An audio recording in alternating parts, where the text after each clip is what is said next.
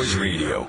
Powered by the Connecticut School of Broadcasting. All Noise Radio is an internet radio station that's fully produced by graduates of the Connecticut School of Broadcasting. From modern rock to old school hip hop, country to classical, news, talk, sports, and more. It's the noise you can't ignore. Log on to allnoiseradio.com. Fire up the station. Find out more about your favorite jocks. Get the latest CSB news and more. Plus, you can take All Noise Radio with you on the go for free. Just download the Live 365 app to your iPhone, iPod Touch, or BlackBerry and search All Noise Radio. Check out tomorrow's broadcasters today at allnoiseradio.com. Powered by the Connecticut School of Broadcasting.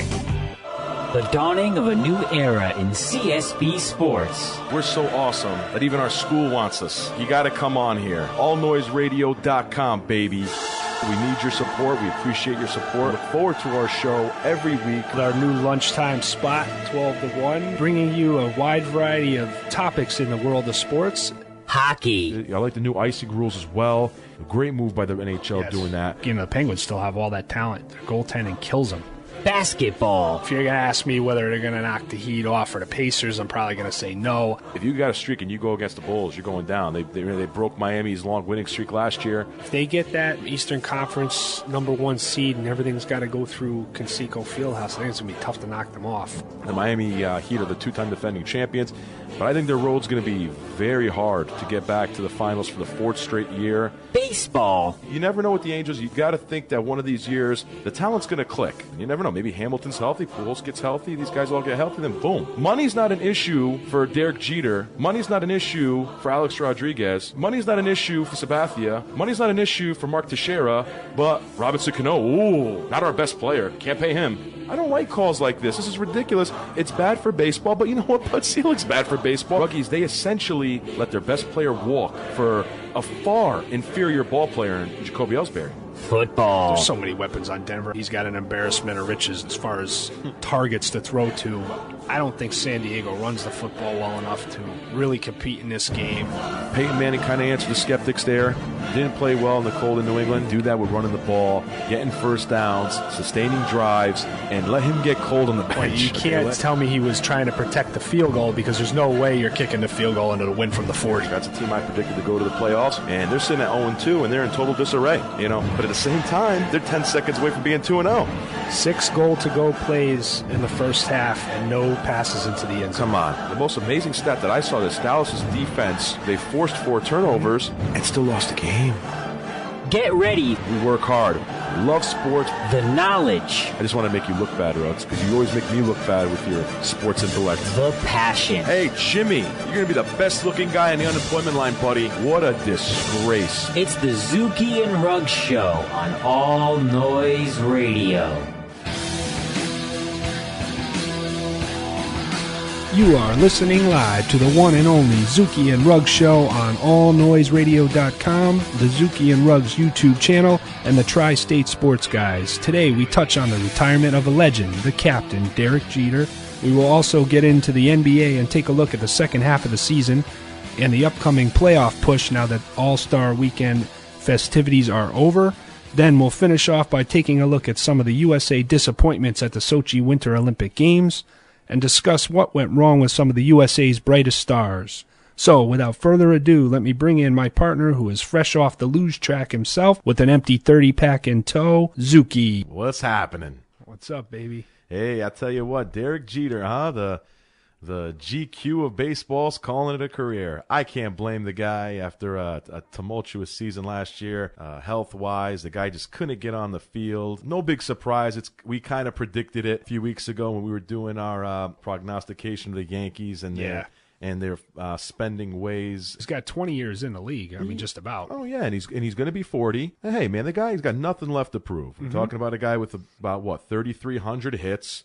5 World Series rings. You know, never been a regular season MVP, but who cares? He's been a World Series MVP in 2000 against, my New York Mets. All-Star game MVP. All-Star MVP game that same season. You know, and he's also seen more female body parts than a gynecologist. So, you know. Not kidding there. So that's probably the top of his resume. Damn you, Derek. I hate you. Congratulations to Derek on a great career. Let's be honest. Listen, I'm a New York Met fan in my personal life, and listen, he doesn't play my team all that much, but I've always felt as though my entire team has been in his shadow. The guy's been a tremendous ball player. I admire him. I admire the way that he carries himself. I admire the way that he's been able to play in New York for 2 decades, and just he never really seemed to make a mistake. Well, he is the consummate professional. He really is. I admire the man. I respect him, honestly, and I think Derek Jeter's greatest legacy, in my opinion, is not just going to be his play. Forget that and the winning and all that stuff. Mm-hmm. I think the greatest impact he's going to make on the league is young guys, especially if you're a superstar, prospect, college player, whatever, coming into the league. You can use Derek Jeter as an example and say, hey, this is how you act. Exactly. This is the way to carry yourself. This is the way to speak to the media. This is the way to, this is the way to win. Even though you can't teach that. I think that's the biggest impact Jeter's made in baseball. Now, in terms of everything else, that's just been an impact and been beneficial for Yankee fans and the Yankee organization. When you talk about helping a team win 5 championships and been in 7 World Series? Yes. 7 World Series. 7 World Series. I'm 33 and I've only seen my team in 3. So not even 2. I'm jumping the gun. No, 2. Yeah, 86 and 2000. Yeah, 2. What 3? He's had an amazing career. What a ride it's been for Jeter, and he's going to get a great send-off. It's been a pleasure to watch him. Not always, like I said, it's not always fun when your team goes against him. Again, the 2000 World Series, I'll keep going back to that. But he's just been a consummate professional, and and I'm glad that he's going now. He doesn't need to hang on, and he doesn't need to embarrass himself. He's going out at the perfect time. Good for Derek Jeter. As usual, he's doing it right, and that's what Derek Jeter always does. He always does things right. Yeah, I thought maybe you were referencing 69 there because I've never met a Met fan who doesn't say they were at the 69 series. Even if they're like 10 years old, they still say they remember that. So yeah. Or 73. I wasn't around for 73 either when they lost to Oakland. Yeah, I slipped up there. But it was kind of a very forgettable series. Yeah, it sure was. Yogi Berra, what are you doing there? Why are you starting Seaver Game 6? Yeah, but Jeter's had a career full of great moments. As we know, Ruggs, I mean, God, you could just just look at this guy's career. It's been unbelievable. The 96 Jeffrey Mayer home run, people don't realize Jeffrey Mayer, he reached over the wall, caught the ball, robbing the ball from Tony Tarasco, and really seemingly reached on, maybe not reached over. He was over. He was over by about like a country mile. But Connecticut's on. I think he went. Actually, what's funny? Jeffrey Mayer went to Wesleyan. I think. Yes. Yeah, he went to Wesleyan. I actually know someone that went to school with him. I told him to kick him in the groin, but she didn't listen. She did not adhere to my request. Yeah, so Jeter's had that's one moment. The '96 Game 1 ALCS with the Jeffrey Mayer play. I mean, there's so many memories, Ruggs. I mean, you got the flip play in the 0-1 ALDS against Oakland, which really kind of saved the series, turned the series around. They were really in trouble, and that play, I think, there's no doubt about it. It was a 1-0 win. Turn the series around. They probably don't win that series. That was going to tie the game at 1, and that's all the momentum with Oakland. They got another runner in scoring position. They score there. It's lights out, I think. Yeah, that was a huge play. We all remember, of course, the game against Boston when he face crashed into the stands and he came out, looked like he got into a boxing fight with like Mike Tyson just to make it out. That was a great play. I think he did the same thing in the 0-1 series as well. Not as dramatic when he did the twisting thing in Game 5. I think it was Game 5 was the clincher, and he did a twisting play and he caught the ball. So many memories of Jeter. You got his 3,000th hit was a home run. Typical Jeter. Your favorite Jeter moment, I think, is a big question everyone seems to ask. Mine personally, because it just gives me chills, Ruggs. I don't know what yours is. It's still to this day. It was 13 years ago. That Game 4 in the 2001 World Series. Of course, we ran into November because of the terrible events of 9/11. So baseball, the World Series carried it over into November. And as soon as the clock struck midnight, and it was 11-1-01. Yep. Derek Jeter hits a walk-off home run. Game 4 ties the World Series at 2 apiece.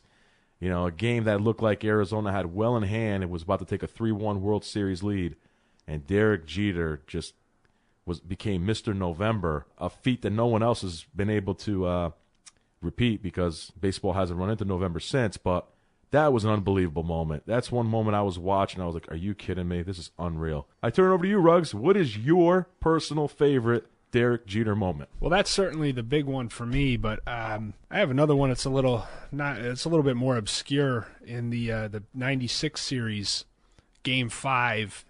In a pitcher's duel, you got Andy Pettitte and John Smoltz in a 1-0 game, and the Braves get the first two men on. I'm sorry, one out. They had two. I believe it was the fifth inning. That's what I'm stretching for. I believe it was fifth. It could have been the sixth inning. And they get the first two men on, and Pettitte gets a ground ball right back to the box, throws one a little low. Jeter fields it, flips it over to first. They get a double play. It looked for sure like the Braves were going to take that, put a couple of runs on the board, and you knew the way Smoltz was pitching, you weren't going to get any more runs in that game. Right, that's a classic World Series game, yeah. And just the way he fielded that low throw from Pettitte, straddled the bag, got it over to Tino to end the inning and end the threat. Fist pump back and forth. Pettitte knew, that Jeter really had saved him there, and then they went on to the momentum just kind of carried him over Maddox in Game 6, and they won that one 3-2 to clinch the series, but really kind of started that whole run was 96. That just, to me, that was just such a big moment play right there to just kick that whole thing off. And that's one thing I always remember. I said, this is how you knew that this guy was a keeper. I actually he did come up in 95, even though 96 is his official rookie year. Right. And I was actually at the game number 5 of his career, which is now up to 2602 for a game. So I was at game number 5 when they played the then California Angels. He had a double that day, and he has now 525 career doubles. You could just tell the guy was a player right away, the way he played defense. Buck had brought him up to just see what he had in the kid that they drafted so high, and you could just tell this guy was destined for a long, great Yankee career. Oh, yeah, no doubt about it. I mean, you go back to his days in Michigan, 6th overall pick in the 92 draft. Honestly, it looks like he was almost the chosen one.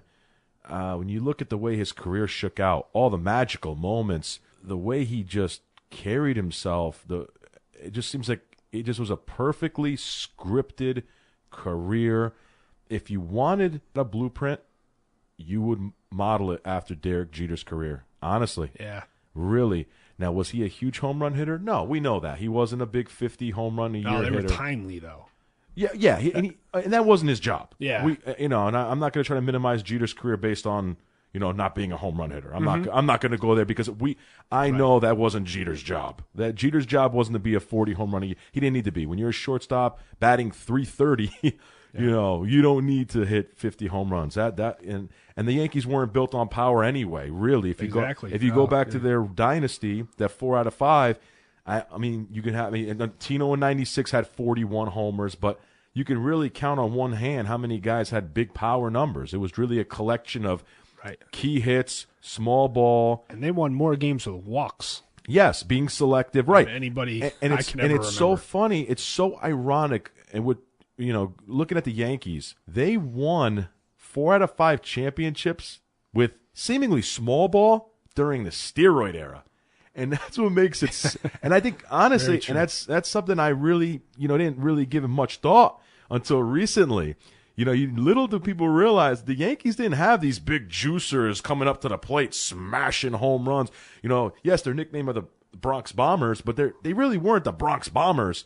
They were really the Bronx dinkers and dunkers. Yeah, they were. And the Bronx gappers hitting, opposite field. Yeah, and and just taking walks. Paul O'Neill, Bernie Williams. These guys were so selective at the plate. Derek Jeter, of course. These guys were so selective at the plate. They worked the count. I'll never forget. Again, I'll keep going back to the 2000 World Series. Game 1, Armando Benitez coming on for the save to give the Mets a 1-0 World Series lead. Yeah, could not get O'Neill out. There you go. Could not get that freaking Paul O'Neill out. Foul ball. And, and then the rest is history. The Yankees came back and won the game. Yeah. I think we talked about on another show, too, the Wade Boggs walk in 96 against Steve Avery. Yes, we did talk about the biggest play of that. Yes. I mean, that whole series. It's unbelievable when you look at the way the Yankees were winning championships during the steroid era. Yeah. And I give him even more credit for that. And Derek Jeter was in the middle of that, man. Derek Jeter had what a tremendous ball player. His legacy is set in stone. And I'll ask you another question, Ruggs. We talk about Mount Rushmores, and I know this is a tough one because the Yankees have so many heads on that Mount Rushmore. I mean, they almost need 2 Mount Rushmores because they have so many legends. Where does Jeter rank, in your opinion, amongst all-time Yankees? That's the $1 million question. In your opinion, if there was a modern Mount Rushmore, he's on there, no question. Oh yeah, forget it. Oh yeah. I mean, you're still putting Babe Ruth up there.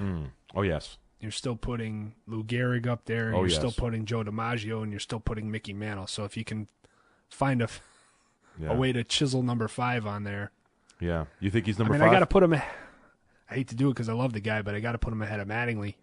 Yes. Oh, I agree. Yes, he's ahead of Mattingly. A lot of Yankee fans would fight that, but you really can't if you I don't think you can. Not what he meant to the team other than just raw numbers. I mean, with all due respect to Mattingly, I just think no. I don't think it's even. My opinion, I don't think it's really even that close. I mean, Derek Jeter's been amazing. Honestly, I ask you this because I actually heard someone on the radio, and they actually were serious. They were like, "Oh, I think he's better than DiMaggio." I was like, "Geez, really? I don't know." I mean, if you look at the numbers and stuff, DiMaggio was so special. I think it's just so hard to compare eras. Yeah, and so you have him in your opinion 5th best Yankee ever? Yeah, because okay, that's fair. I think that's pretty fair. Because all of Jeter's defensive work too. I mean, it's a little hard to compare with DiMaggio. They were different guys. DiMaggio was a center fielder and a damn good one. Damn good one. Very good one in that 500-foot center field. He had a very good one. I heard stories from old folks, old timers that would tell me stories about DiMaggio. And they were like, listen, the guy was one of the best center fielders they ever saw. Yeah. And they said it was as if he knew where that ball was going to be. As soon as it came off the bat, the guy was there underneath the ball. Right. That's what I hear about him. So very similar in the way that their professionalism, though, is what everybody remembers about them or will remember is that, they just got the job done. They showed up every day. DiMaggio always said he played his heart out every day because it might be the first time someone ever saw him play. Right. And he wanted them to remember that. And Jeter was kind of like that, too. You didn't see Jeter take a day off or coast through a game. I mean. No. Jeter, tell you what, man, the guy is your prototypical winner, man. The guy just wanted to win, and you hear that in his interviews too. No nonsense. And you're right. I think they both went out with celebrities. Of course, we all remember Joe DiMaggio being married to Marilyn Monroe, but very low key. Very low key guys. They carried themselves pretty well. Even though I heard stories about DiMaggio being kind of a weird teammate. Hey, what are you gonna do? I mean, no one's perfect. Of course, when you're that great of a player, you're gonna have an ego. We haven't heard that about Jeter, but I'm sure. I wouldn't be surprised 10 years down the road someone comes on and says, come out with Jeter was kind of a jerk. But you know what, dude? When you're like seemingly the king of New York, you're almost entitled to, dude. I'm not saying be malicious. Or well, there's so many demands on your time and such. I mean, if you ever slight somebody just the slightest bit, they're going to have that kind of memory of you, and it may come out. It's going to get to your head eventually. Yeah. I mean, it's got to. When you, and that's another thing I got to give Jeter credit for. He never really came across that way. He never really came across as I'm the king of New York. You never really saw him say anything outlandish about himself. Like, look at LeBron James last week. The guy puts himself on Mount Rushmore already. Jeter's never done that. No. Jeter's never said, oh, yeah, you know what? I'm one of the top 4 Yankees of all time. I don't care what anyone says. Jeter's never said that. He never will either. Guy's a consummate professional, and I'll tell you this right now. I know it's going to sound crazy. Some of my friends are going to hear this and be like, what?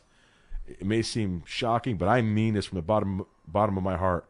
If I ever have a son, I would want my son to be a professional like Derek Jeter. I really would. Carry himself in that way, to stay on one team, even though Jeter was handsomely rewarded for his contributions by the New York Yankees. He never had to fight over a contract, including this year. He gets a raise for only playing in like 5 games last year. But you know what? He's Derek Jeter. He deserves it. So kudos to Derek Jeter.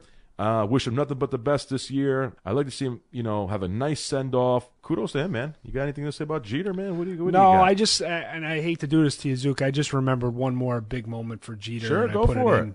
But 2000 series, Game 4. Mets just won Game 3.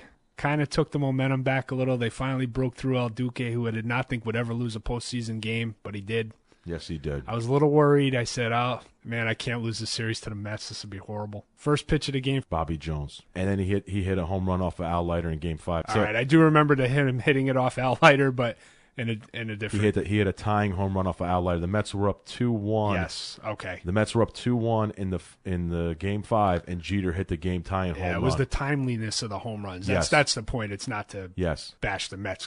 Sure, Ruggs. Sure, just of all the memories, you got to find one against the Mets. It was just the fact that it just how kinda, convenient, cuz. It just took a little bit of the air out of the Mets, who were really riding high, because I got to be honest with you, I was worried going into that fourth game. If they tied that series up, You're right, Ruggs, because, I mean, we were still stinging from the effects of really blowing Game 1. The Mets blew Game 1, let's be honest. I don't want to hear anything else about it. The Mets, between Timo Perez's boneheaded base running and Armando Benitez choking in the ninth. And Paul O'Neill's great at-bat. Yeah, and, the Mets blew Game 1, but they came back. They did take Game 3. Because Clemens kind of stirred them up in Game 2 with the whole Piazza throwing the bat at him. And I really thought the Mets, once they won Game 3, I said, I think we stirred up a hornet's nest here, and it's going to be big trouble. Yeah, and then, Jeter first pitch off Bobby Jones. That was a big moment. You're right. That did take the air out of the Mets' sails there, and the Mets were never able to recover from that game. That ended up, the Yankees won 3-2. The Piazza hit a home run, but the Mets were never able to come back in that game. I think you're right. And then, of course, Game 5, the Mets are up. Like I said, Mets are up 2-1, and forget what inning it was, and Al Leiter was just jamming the Yankees inside, just jamming them. I think he threw about 140 pitches. Yeah, he did. Too. It was he did. Yeah, and then he left one just enough over the plate. And Derek Jeter, funny thing is, Derek Jeter has about, out of his 3,300 hits, I think like 3,000 of them are, opposite field, dinkers in the never a big pull hitter. Yeah, and figures that he yanks one right over in the left field off of Al Leiter to tie the game. So you're right, the timeliness of his home runs too, as if, he waited and said, okay, I need a home run here. I'm going to look for a pitch and because only 256, which I say only. I mean that's ridiculous. Over 20 years though. That doesn't blow your socks off when you hear that number. But no, he had a couple years where he hit some homers, but no, he was mainly he had a couple years. I think if I'm going off the top of my head here, I think 99. I think he hit about like 24 homers. He didn't need to hit dingers. He was a leadoff guy a lot of his career. He was a number 2 hitter a lot of times in his career. I mean, he could bat anywhere anyway. Yep. But so a great player. Yeah, man, he's done it all. So kudos to Jeter. We'll see where this year takes him. See if he's got one more magic carpet ride left. Nice to see a little good send-off for him. Maybe he's got one more ride left. You never know. They're going to need him this year. They do need him. They got a big uphill road to climb. They sure do. All right, well, we're going to go to break here on the Zuki and Ruggs Show, and we'll come back. We'll talk a little NBA, All-Star Weekend. We'll touch on that a little, and then give you what we think's going to happen in the second half of the season on All Noise Radio. When you need a cup, pour some sugar ramen. Sugar ramen? Yeah, soup. Freeze. A call to the library could help her out. Good thing T-Mobile lets her call whenever she wants. Go. Says here, pour some sugar on me. I'm hot, sticky, sweet. Mm-hmm. The most whenever minutes, free long distance and roaming. Only from T-Mobile. Get more. It's a slam dunk, talking hoops on the Zuki and Ruggs Show. Battling under the boards, dishing the rock on the Zuki and Ruggs Show. Back on the Zuki and Ruggs Show, and we're fresh from All-Star Weekend in the NBA. New Orleans was the host site, and they were treated to a scoring bonanza. Oh, jeez. All-time record with 318 total points in the 163-155 win by the East with MVP Kyrie Irving. Tell you where now, Ruggs, Tom Thibodeau wasn't watching this game. He's rolling over in his grave, and he's still alive. And not the kind of, even Frank Vogel, who was the East coach of Indiana, I mean, this is not his style of basketball. You just tell he was scratching his head on the sideline. Even in the fourth, when normally the teams kind of lock down and start to play for some pride because they want to win the game, I mean, even the defense didn't really even improve then. No. And I got to say, Ruggs, that's kind of one argument I have for LeBron James not competing in the slam dunk contest. People want to kill LeBron for not competing in the contest. Frankly, let it go, people. Please. I want him to do it, though. Just do it once. Listen, I want him to do it too, but he doesn't need to do it. Let's be honest. Does LeBron James need to go out there and slam dunk a basketball? And then I got to hear on Twitter and Facebook how gimmicky and dumb the slam dunk. See, I didn't even watch the contest. I don't know how, the specifics of it, Ruggs, but what's this I hear, Ruggs? Like, one dunk and it gets judged. Break it down for me, Ruggs. Okay, what they did was they took the two conferences. The 6 dunkers, there were 3 in the East, 3 in the West. So they took the East 3 guys, which were Terrence Ross of the Raptors, Paul George of the Pacers, and John Wall of the Wizards was the eventual winner. Oh, yeah. And they did a 60-second freestyle round. So they basically went and did a dunk each, and then they did some pass plays. There was a really nice one. The one that kind of clinched it from them was, I believe, Wall dribbled in, laid it off the backboard.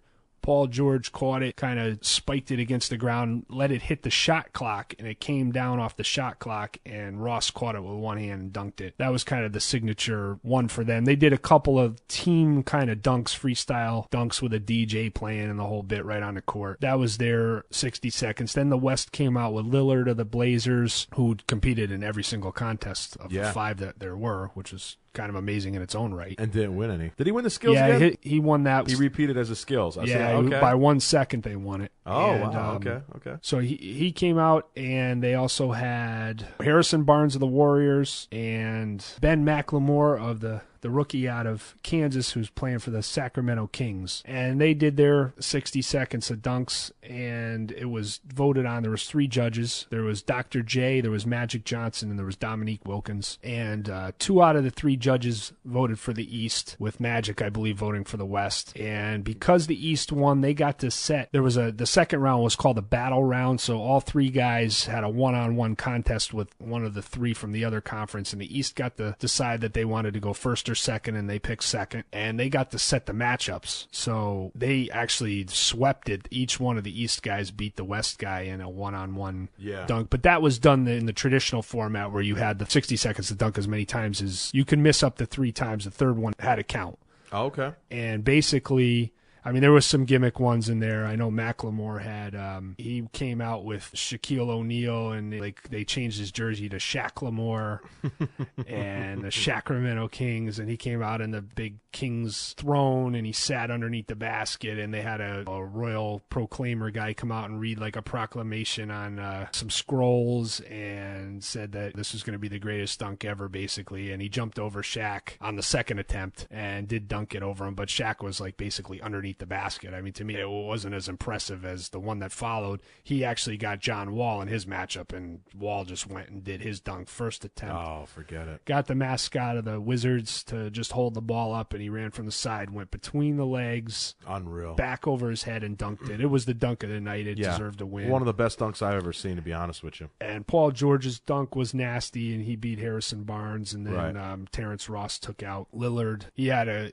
really nice dunk as well. But to me, I thought clearly Wall was the dunk of the night. But the judges got to pick each one of the winners of the battle round, and it was unanimous on all 3 that the East guys had won. There was no question. Even Magic went with the East guys. And then the fans kind of got to text in their votes, and I think the judges got to say too. And they just decided that John Wall was the winner. And I think that 3 guys thought they were going to dunk again, and I think they should have had one more dunk with the 3 winners and actually had a dunk to decide. So really it came down to just one made dunk was really what decided the contest. So it was a little weird in that respect. Yeah. The quality of the dunks and the level of players, frankly, because usually the dunk contest is a collection of guys I've never heard of. It's like these specialists, the Ced Sabalises of the world. Oh my God, remember that dunk of D Brown? D Brown, never forget D Brown. That was it's like, who are you? Yeah, that's right. But you got guys that are legitimate guys that played the next day. Let's put it that way. Oh yeah, in the contest, it really was a star-studded dunk contest. I got to say, these guys are great players. Which is why another reason we don't need to see LeBron.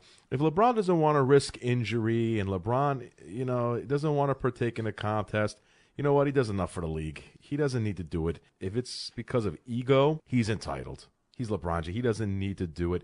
He doesn't need to cater to us on some contest. It was an exciting enough contest. Don't need to see LeBron in it. It's fine. No big deal. Actually, I'd rather see LeBron in the three-point contest. I'd love to see LeBron. If you want to prove to me that you're a great player. So you could go 0 for 7 like he did in the game. Oh, you're right about that. Yeah, maybe that's an ego trip too. But he would think he could win it. He could. He does. He could. That's his mentality. He always is going to think he's going to win. Yeah. Going to the game, I tell you, what a shootout. I mean, we had some exciting displays of talent from both sides of the. Very tough to pick the MVP in the end. Oh, yeah, it was very tough. I mean, but then again, you look at Kyrie Irving's line. I think the right choice was he was made. deserved. He was deserved, definitely. Yeah, no, I mean 14 assists in the game. I mean, when you got guys that are scoring at that clip, you have to have somebody distributing the ball. And, right. He was the best one doing it last night. 14 to 17, 14 assists, 31 points in all. No doubt about it. The right guy won the MVP, and, hey, he's one of the best point guards in the league. We know that. And unfortunately, he's just on a crappy team for a crappy organization with the Cleveland Cavaliers. And, then you got Carmelo Anthony, who went 10 of 18, broke the record for three-pointers in the game with 8 going for 30 points. He easily could have been the MVP as well. Did they not let you in the dog pound or something? I mean, you're always cutting on Cleveland, man. Yeah, I don't like Cleveland. I don't like Cleveland either because, I went there on a trip on a Saturday and the Rock and Roll Hall of Fame was closed. And right there, I was like, what do you mean it's closed? They're like, oh, well, we're open late on Wednesdays. I was like, who else is going to come here on a Wednesday and go to the Rock and Roll Hall of Fame? It's ridiculous. On a Saturday? Yeah. What? But you know what? You're in. All right, welcome to Cleveland. Totally switch gears. No, it's okay. That's a great story because I want to go see the Rock and Roll Hall of Fame, but I won't go on a Saturday now. Jeez. I mean, this was a long time ago. I really went to see Jacobs Field, and back when it was still in its early days, and Manny Ramirez hit 2 home runs for the Indians. Oh, there you go. There you go. But no, I don't really have a problem with Cleveland. It's just their organizations are crap. I mean, the Browns, the Cavs. I mean, it's a joke. Hey, I like the Indians. The Indians are up and coming. They're coming off a great season from last year. So, but Cleveland stinks. Like Joakim Noah said, who goes to Cleveland? He says something about Cleveland. He killed him a few years ago. And that was really disparaging. But going back to the game. No defense played there. Pretty entertaining game. But, that's the thing with these all-star games. People need to realize this as well. These guys are not going to play defense and get injured. These guys are not going to take a charge. These guys are not going to intentionally foul someone and risk an injury. This is an all-star game. And fans don't, let's be honest, fans want to see offense. Fans want to see big slam dunks. Fans want to see high scores. Listen, it's a pickup game, basically, glorified. Yeah, exactly, Ruggs. If people want to see defense and, you know what, watch the Heat and the Bulls in the playoffs this year if they meet in the second round, okay? We're going to get into that in a minute, kind of see how the second half is breaking. It was a great game. Setting up and going to break down for. Definitely. We'll get into that as well. But it looked like a fun game. And, it's just the ironic thing is that the 2 best players in the East are on 2 of the worst teams in the East. I mean, you can't get any lower than the Cleveland Cavaliers and the complete ineptitude of the New York Knickerbockers. What a disgrace. What a terrible team. From top to bottom, first of all, James Dolan has no business owning a team. The guy's a stooge. Bring back Isaiah. The guy's a clown. The guy is a disgrace. I was kidding. He was finally, he had the team on track a few years ago with Donnie Walsh. They were in good shape to make a run at a championship if you just let Donnie do his job and run the team. Instead, you intervene as you always do, and you make this ridiculous trade with the Denver Nuggets for Carmelo Anthony. You mortgaged your future for Carmelo Anthony, and now you're paying for it. And your team stinks, okay? Because you have Carmelo Anthony, who's a great scorer, nothing else really, and a bunch of scrubs around him because you have no cap room to do anything else. Now, what are you going to do? Oh, I got a bright idea. Let's trade him. No. What is James Dolan probably going to do? He's probably going to max out Carmelo after Carmelo opts out, which he will, people, okay, which he's going to do. Carmelo Anthony is going to opt out of his contract at the end of this year. I'll tell you from experience, he'll do that. My friend right here is a Denver Nugget fan, in case none of you know. Ruggs is a big Nugget fan. So he knows Carmelo Anthony pretty darn well. And so the fact that now you're going to max this guy, you're going to hamstring your team even further. What a joke the New York Knickerbockers are. Thank God I didn't choose them when I was a young man to be my favorite basketball team. Dolan is a clown. Ruggs, I'm going to bring up this hypothetical. They're still in the playoff race. Yeah, I told you how bad the East are. Yeah, well, the Bulls are the 3 seed, and they're without Derrick Rose, and they traded Luol Deng to that joke. Poor Luol Deng. I feel so bad for Luol.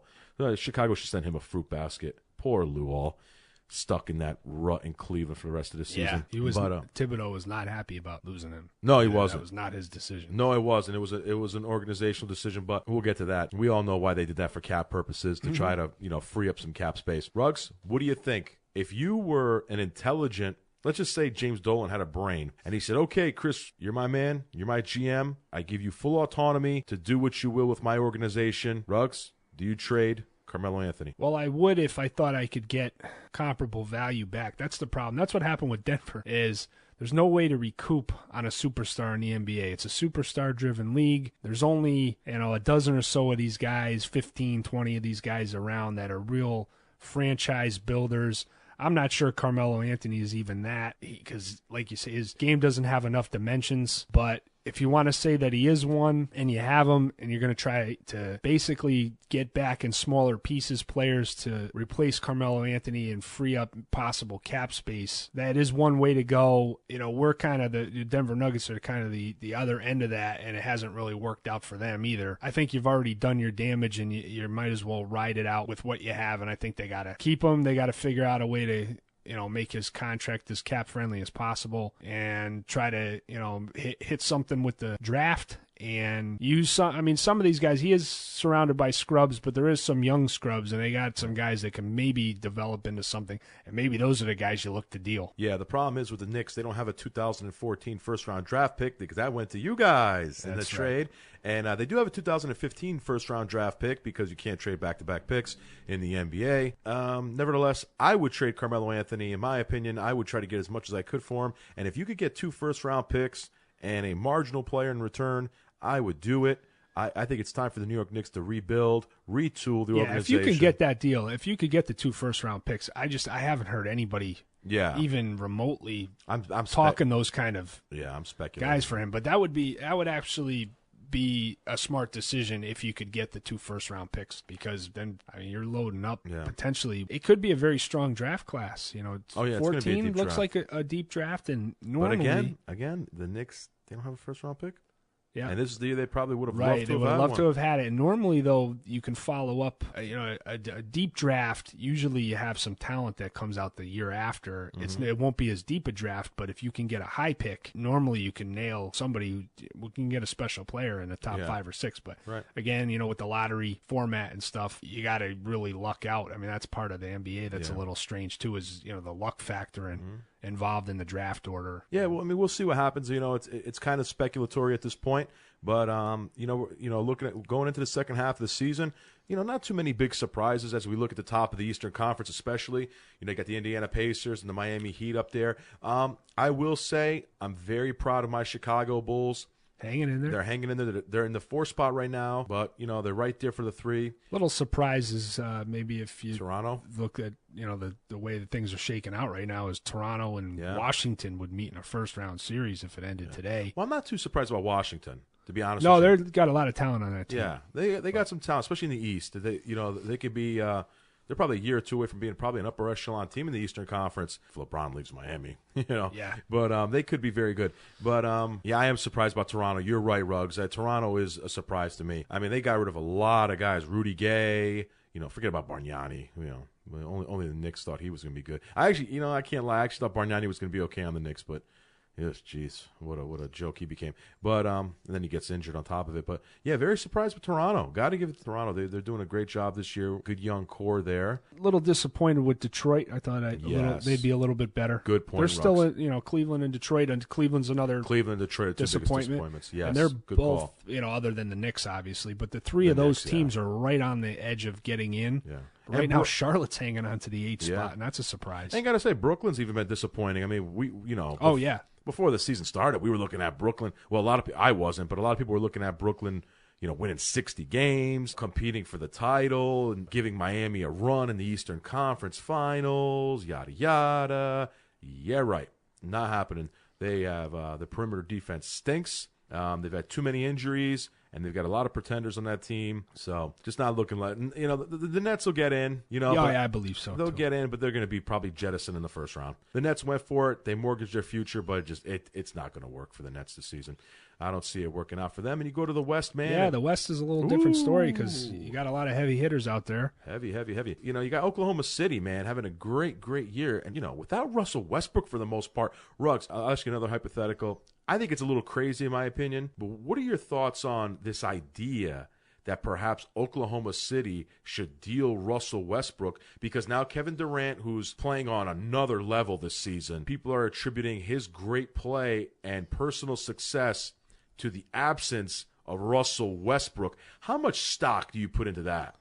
Well, I think there's a lot to that. I don't know if you can count on Durant necessarily being able to do this every single season. I mean, he's playing on, like you said, another level. I think there's a lot to that, though, because Russell Westbrook, he tends to have a tough time sometimes playing with Durant down the stretch. Doesn't pass the ball enough for a guy leading your team at the point. And I think that he's worked a lot better with Reggie Jackson in there, to be honest with you.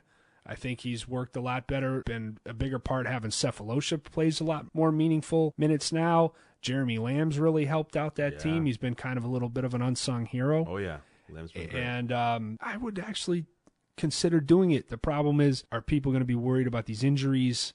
Maybe you don't get what you'd like to get for him because when you're a team like Oklahoma City, you really can stockpile your picks because you got enough to be a contender with what you have on the court now. You need to just keep the wheel turning. You need to, is somebody going to give you a big first-round pick for Westbrook? Are they going to deal the guys that you need to round out the roster to get your depth off the bench that can help you in a series against a Miami or an Indiana in the finals or San Antonio in the playoffs? One thing that they haven't had the meaningful guys coming off the bench that are able to stand up to those guys in those big series. Those are what you really need if you're going to deal Westbrook. You need to get a big pick, future star from that pick, and then some guys that really are going to come off and contribute off the bench better than what they got with Perkins and some guys that just didn't. Yeah, Nick Collison.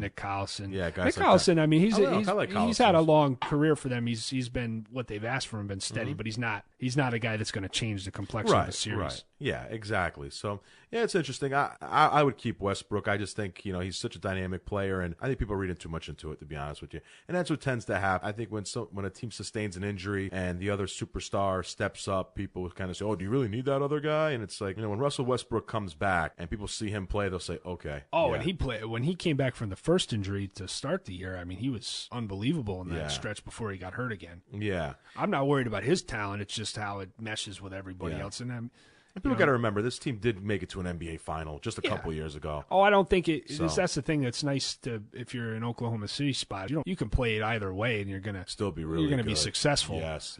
It's just, you're making that, can you tweak here? Can you do something there to make, a push to kind of stretch the future out a little bit? And the thing about Oklahoma City with the small market, I mean, it could all go away. Yes. It's one thing about having a small market dynasty. I mean, the Spurs have been tremendous at being able to sustain this over a long period of time. Yep. But a lot of teams have a 2 or 3, 4 year, whatever run. Utah, great example there. Yep. I remember, it's not that long ago that Utah was a powerhouse in the league. They sure were. You never thought the Jazz were going to become, fodder for the lower parts of the league. Well, that's what they are now. They're in dead last in the Northwest Division, looking way up at the Thunder and other teams. But it's the small market jinx there. If you don't find a way to sustain yourself long term and you get too wrapped up in your superstars, and then when they're done, the rest of the team kind of just bottoms out. And that's what you worry about whenever you're a team like Oklahoma City. Yeah, good point, Ruggs. Good point, man. Yeah, so we're gonna take a break here, and when we come back, we'll kind of wrap the show up. Talk a little bit about the Olympic Games that are coming to an end in Sochi, and we'll give you some of our thoughts about America cheat against Russia. Why, America cheat.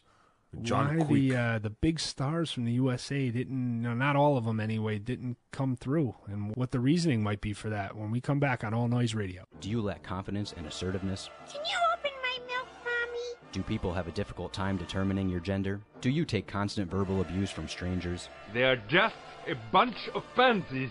Well, you're a man. Time to start acting like one. Try our brand new product, Man in a Can. This barely legal concoction comes in several invigorating flavors, such as aftershave, motor oil, and beer. Stings the nostrils in a good way. This stuff will make you a damn sexual tyrannosaurus. Time to man up. Get Man in a Can today. Go to allnoiseradio.com. Click for A&R Sports. Listen to the Zuki and Ruggs Show every Friday from 12 to 1. Powered by Live365.com. All Noise Radio, the noise you can't ignore. Back on the gold medal edition of the Zuki and Ruggs Show.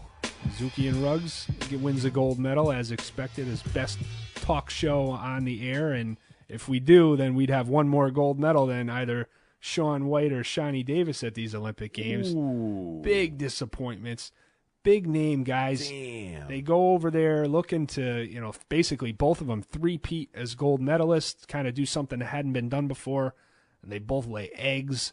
You got Lindsay Jacobellis, who third Olympics in a row, ends up on her keister, does not win her event. It's a nice keister, though. Well, I'm not arguing there. But, you see the endorsements for these guys, even kind of disappointing from the alpine skiing end of it. She got Bodie, he did okay, but, it's certainly disappointing by his standards. I'm not really sure what to attribute this to, Zook, other than maybe just father time. Yeah, well, Bodie Miller's a little older, 36 years old. It looks like he had a silver medal wrapped up last Sunday on the, what was that event? Yeah, the Super G. Yeah, look, and he did well. It's just that his fellow countryman there, Andrew Weinberger. Weinberger, yeah, just, man, like a man possessed, came in there and stole the silver medal from him. Yeah, I mean, he did wipe out, I think, in that first competition there. What was that? He wiped out in Bodie Miller. He wiped. He finished the downhill, but he had 3 great training runs. He was the clear favorite going in. And I think he took a tumble, and didn't he? He didn't take a tumble, but he kind of got wrong-footed on one of the jumps, and it really cost him some time, and he finished way down the list. Yeah, I mean, he was 8th or something. Yeah, 8th or 9th in a race that he should have absolutely medaled. Yes. And then he was a little slow in the combined. He really didn't run the slalom course that well. Yeah. And his downhill time, which was supposed to kind of carry him, he basically did the same thing. He had a repeat performance of his downhill where he was 10th or 11th position going into the slalom, and he's not a great slalom skier, so he needs to be in first or second going into that and to have a chance, and he had no chance there. Bodie Miller, I think he's had a history of disappointments in the Olympics, though. Yeah, I mean, he's had his fair share. 6 medals. Yeah, he's had his fair share of victories. But I do remember, I think even in the Salt Lake City games, he had some disappointments. Yes, when you have that much pressure put on you, and you put a lot of pressure on yourself, it's compounding. Hey, what are you going to do? You can't win them all. That's true. I just hope it's not personal. I think he's had some personal issues, hasn't he? Yeah, his brother passed away. His younger brother, and that was hard. That was pretty sad. It's pretty hard. I mean, brother passing away, certainly that enters into the mix. But I'm going to get away from Bodie Miller because of the guys that have shown up that we're talking about, he's really done better than any of them. Yes. The other ones. But what you don't like to hear, you hear excuses a lot. That's the thing. I'm sure all countries do it, but you hear it a lot with the American athletes, whether it's blaming the snow, and it has been a problem. I'm not going to say, let's have the next Winter Olympics in Miami why don't you? Because when you have 61 degrees going into an Olympic event in the Winter Games, that really should never happen. But, Putin wanted those games. He got the games there. I want the Olympic. I have nuclear weapon. If you don't give me Olympic, I kill now, in the a country world. that has Siberia in it, let's put it in the summer resort town of Sochi. Yeah. Where him and his dignitaries can watch the game from atop the friggin' their sky hotels or whatever. The guy's got more money than God.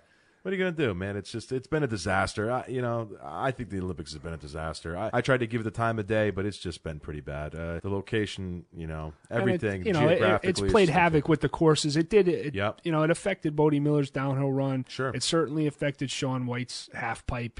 Couldn't get the speed generated. His board is bouncing all over the place. It looked, it looks like the highway when it's before they pave it over, when they go and run over it and it gets all nice and ridgy and you're jumping up and down. That's what, like with your tires, that's what his snowboard looked like when he was going to set up for his jumps. And basically he bottomed out on one of his tricks, and that was, his dreams of a three-peat were gone. And, a better guy on that day did win. He hit his tricks and he won. The guy from Switzerland there, iPod, they call him. And, that was Shaun White's Olympics, and he set up for just the one event, and he canceled his run at another one where he would have had another chance to win a medal, but he wanted to focus on his three-peat.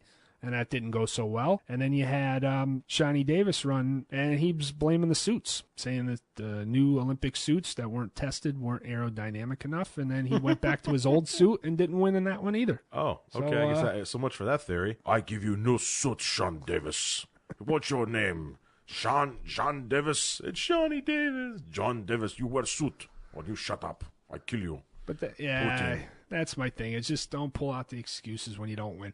The Olympics, they're a young person's event. You see these 18, 19-year-old winners, and that's what these guys were at one point. Shaun White, when he had the flowing long hair, now he's kind of looks like corporate Shaun White with his short haircut, and it looks like he was going to wear a suit and tie out on the half pipe there. The way he's been peddling every product. Maybe he should have gotten some Trident White. Yeah.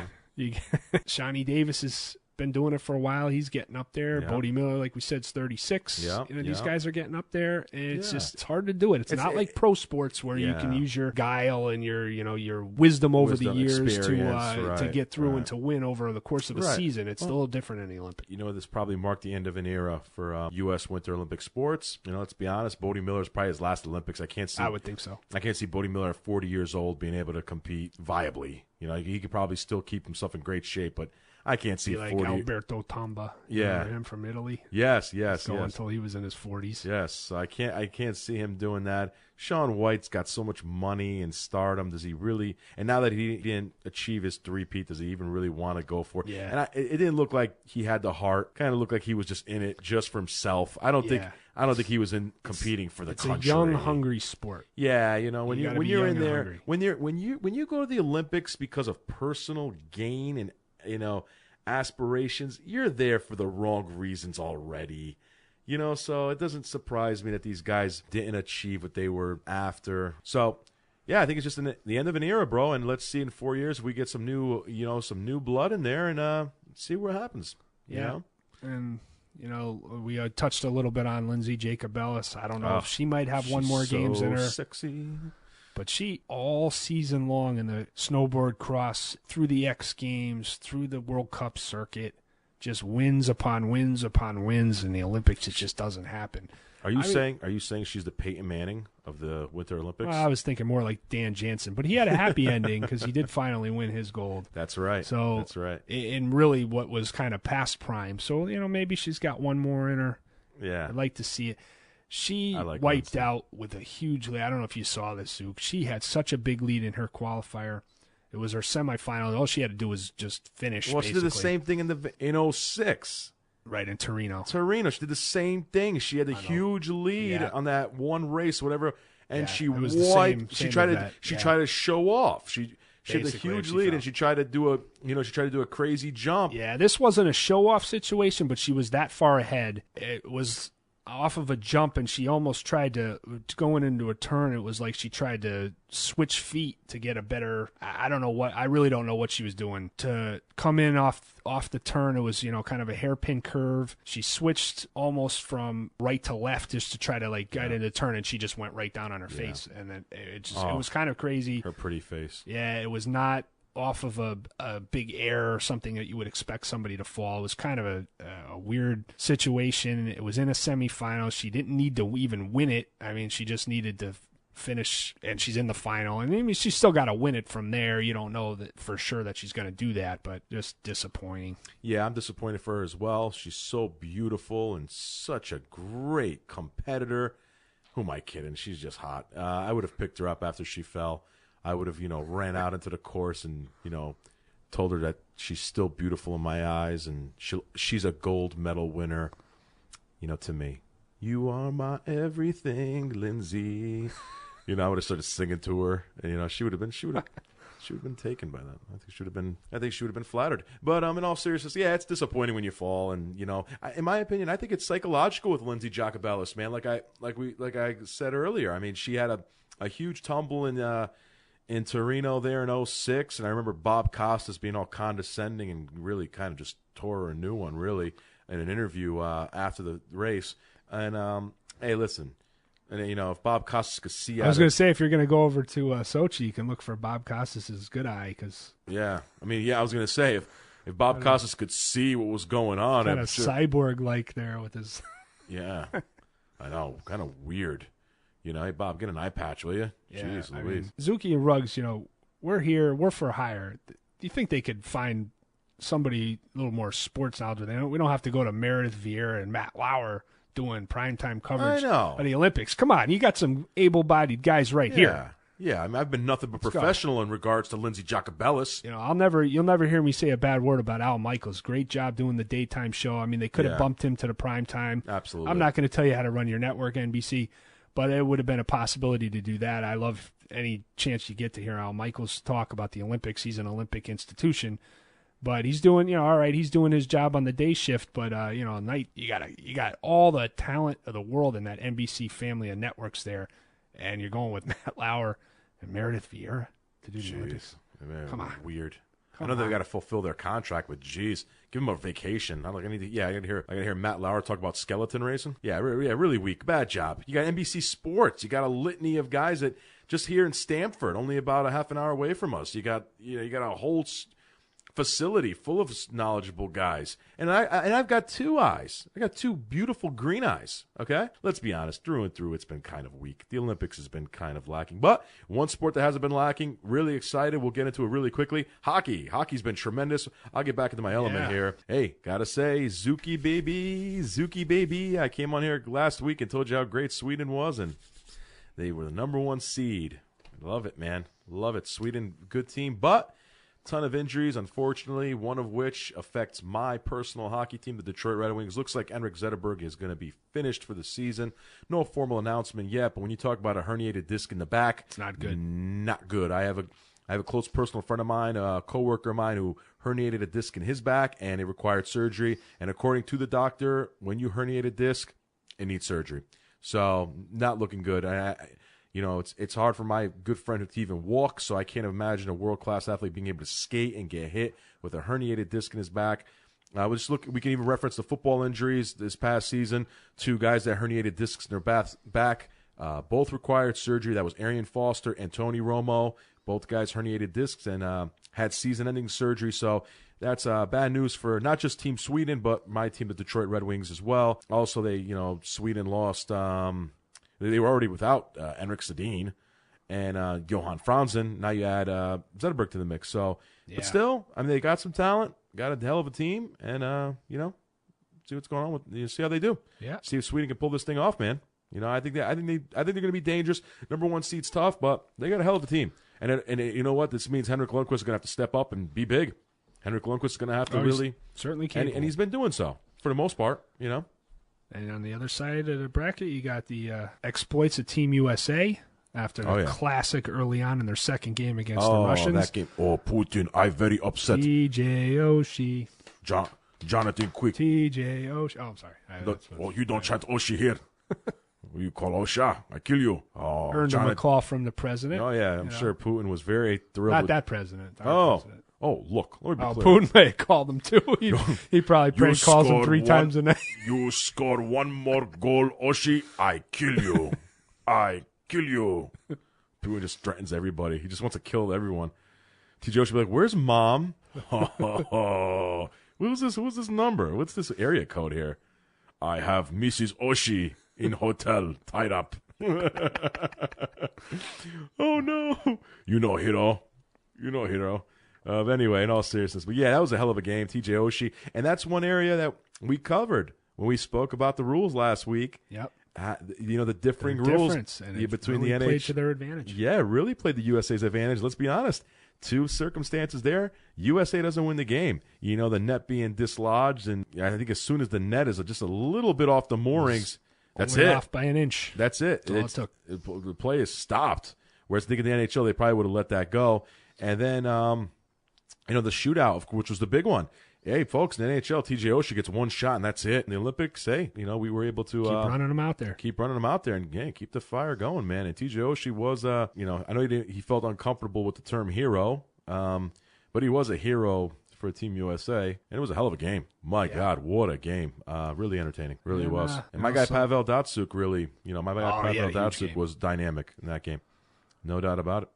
And so was Bobrovsky. I mean, that's as we spoke of. Did he stood on his head? Oh my God! You know, he stuffed Kane on that breakaway. That was incredible. Yes. I thought the game was over, Ruggs. Like you were saying to me before the show, you were like, "Man, I thought the game was over." I mean, I thought so too. I'm like, "Okay, Patrick Kane on a breakaway." Oh my God! It's like 99 out of 100. He's going to put that in. So now, we're coming down to the nitty gritty here, and this weekend I'll determine the medals and what order, and we'll certainly on our next show we'll break down how it all wound up with the finals. Is it still a little too early? Time difference and stuff over in Sochi. They have not played these semifinals and finals yet, but we'll keep you updated. And it's about all the time we have for today's show. We'll see you in a week. Nice. Thank you again for subscribing to our show on our YouTube channel and listening on All Noise Radio and on the Tri-State Sports Guys. We really appreciate it. And we're just about done here, huh, Zook? I tell you, in closing, Ruggs, I want to thank all the fans as well, and Lindsey Jacobellis. I know that you didn't win gold. You didn't win anything, but you won my heart, and I'm single, so you can call me anytime, Lindsay. You could tweet me at @TheRealGeorgeChalkis. You can also call me, baby. All Noise Radio, powered by the Connecticut School of Broadcasting. No, Kelly Clarkson! Our music is awesome.